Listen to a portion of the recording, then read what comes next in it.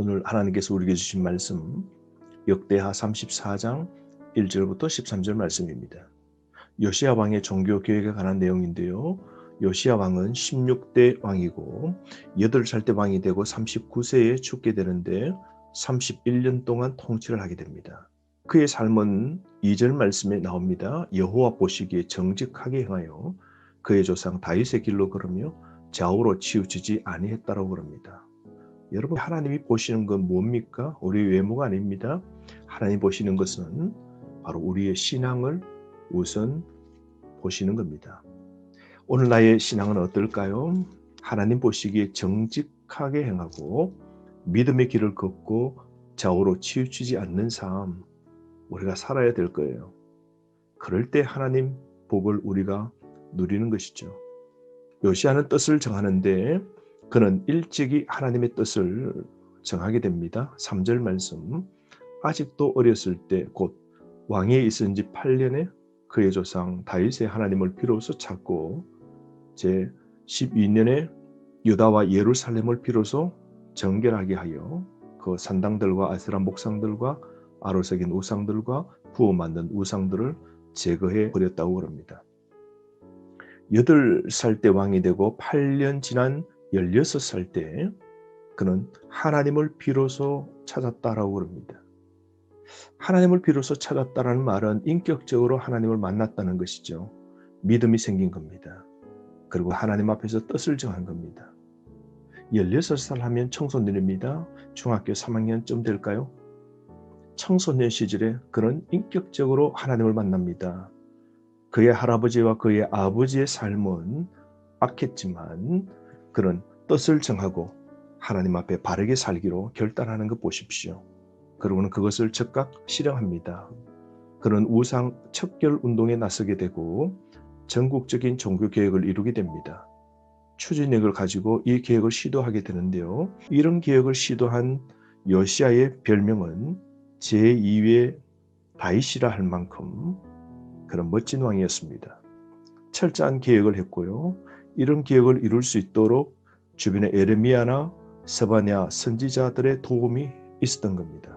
그런 종교개혁을 할 때 북이스라엘의 여로보암 때부터 이어오던 베델의 제단을 부수어버리는 개혁까지 단행하게 됩니다. 약 300년 만에 개혁을 이룬 것입니다. 요시야 왕은 이스라엘 전체를 하나님 앞에 올바르게 만들어 드리는 그런 개혁가였습니다. 사랑하는 성도 여러분, 진짜 하나님을 만나면 인생의 목적과 목표가 달라지는 겁니다. 요시야는 일찍이 하나님을 비로소 찾고 만나게 되었을 때 하나님의 영광을 위한 삶을 살기로 작정하는 것 보십시오. 하나님 뜻을 찾고 바로 실행으로 옮기는 것 보십시오. 우리 일생에서 가장 중요한 게 무엇일까요? 하나님을 비로소 찾는 겁니다. 하나님을 만나는 겁니다. 그러므로 여러분, 오늘도 하나님의 뜻을 구하는 삶, 하나님을 인격적으로 만나는 것, 이게 가장 중요한 겁니다. 우리가 부모라면 요시야 같은 청소년인 우리 자녀들을 어떻게 신앙의 양육을 해야 될까요? 하나님을 인격적으로 만날 수 있도록 도와줘야 됩니다. 그들에게 말씀을 가르치고 말씀을 읽도록 하고 예배를 드리게 하고 자녀를 위하여 기도해야 됩니다. 말씀과 찬양을 통하여 인격적인 하나님을 만날 수 있도록 일찍이 뜻을 정하여 하나님의 영광을 위하여 무엇을 하며 살아야 될 것인지 인생의 목적과 목표를 정할 수 있도록 우리가 도와줘야 됩니다. 뿐만 아니라 우리가 만약 부모라면 우리 또한 우리의 남은 인생 진정한 목적과 목표가 무엇인지 다시 말씀 안에서 올바른 뜻을 정해야 되지 않을까요? 진짜 하나님 만나면 우리 인생의 목적과 목표는 정말 달라지는 겁니다. 그러므로 오늘도 우리 각자에게 주신 하나님의 뜻과 거룩한 사명을 깨닫도록 종일 하나님께 기도해야 되지 않을까요? 므낫세 아몬 할아버지와 아버지 즉 57년 동안의 우상 숭배도 뜻을 세운 요시야 앞에서 모두 부서져 버렸지 않습니까? 오늘도 우리가 뜻을 세운다면 우리 삶의 죄악들은 청산되고 우리 삶의 땅은 거룩한 땅으로 충분히 개혁을 이룰 수 있을 겁니다.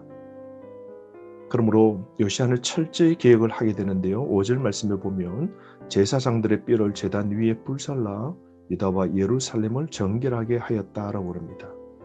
우상 숭배자들의 무덤에 뼈를 파내어서 요시야가 불태우고 죄를 만드는 것 보십시오. 죽은 자들에게 있어 가장 치욕거리이지 않겠습니까? 왜 이렇게 했을까요? 왜 이런 모습을 백성들에게 보여주었을까요? 실물 교육이죠. 다시는 우상 숭배하지 말라는 강력한 실물 교육을 보여주는 겁니다. 어쩌면 여러분 하나님의 최후의 심판도 이와 같을 겁니다. 죽음으로 끝나는 것 아닙니다. 악한 자들은 죽음 이후에 마지막 심판 때에 하나님 앞에서 불로 심판 다 받을 겁니다. 그러므로 깨어있는 삶 우리가 살아야 됩니다. 심판 앞에 있는 존재임을 기억해야 됩니다. 종교개혁을 요시야는 북이스라엘까지 단행하게 되는데요.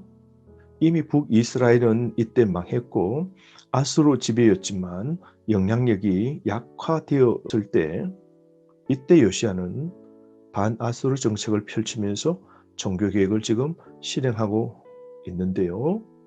7절 말씀에 보면 제단을 허물어 아세라 목상들과 아로색인 우상들을 빻아 가루를 만들며 온 이스라엘 땅에 있는 모든 태양상을 찍고 예루살렘으로 돌아왔더라 그럽니다.